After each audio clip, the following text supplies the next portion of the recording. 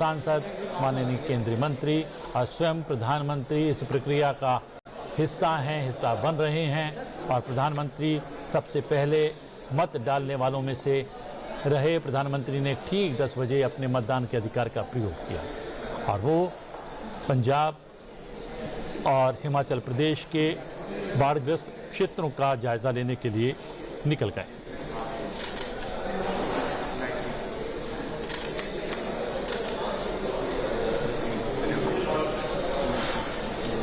और हम इतिहास भी लगातार आपके साथ साझा कर रहे हैं उपराष्ट्रपति पद के चुनाव का, और कौन कौन कब कब उपराष्ट्रपति बने हैं देश के, वो भी जानकारी हम आप लोगों के साथ साझा कर रहे हैं।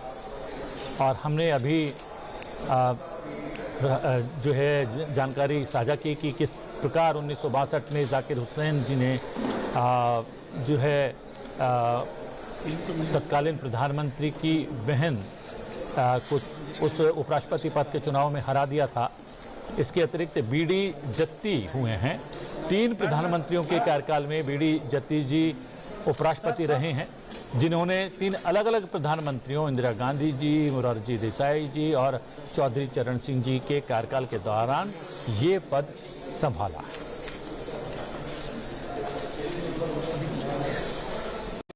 कई बार जो है सर्कमस्टेंसेस ऐसे बन जाते हैं, समय ऐसे कर देता है कि ऐसी स्थिति उत्पन्न हो जाती है जो कि बीडी जत्ती जी के सामने हुई।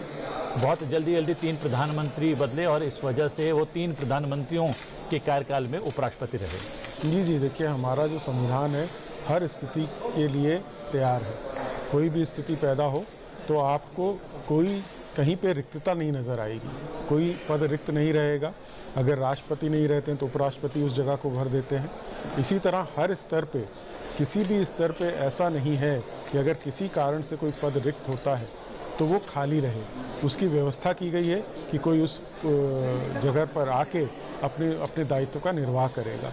तो ऐसा बीडी जत्ती के समय भी हुआ, प्रधानमंत्री बदलते रहे, लेकिन एक स्थायित्व था जो हमारे जो गवर्नेंस में है, हमारी सरकार में है कि कहीं ना कहीं कोई रिक्तता नहीं रहनी चाहिए। स्नेहलता श्रीवास्तव जी, ये जो है विशिष्टता हमें हमारे संविधान ने प्रदान की है, क्या ऐसा माना जाए?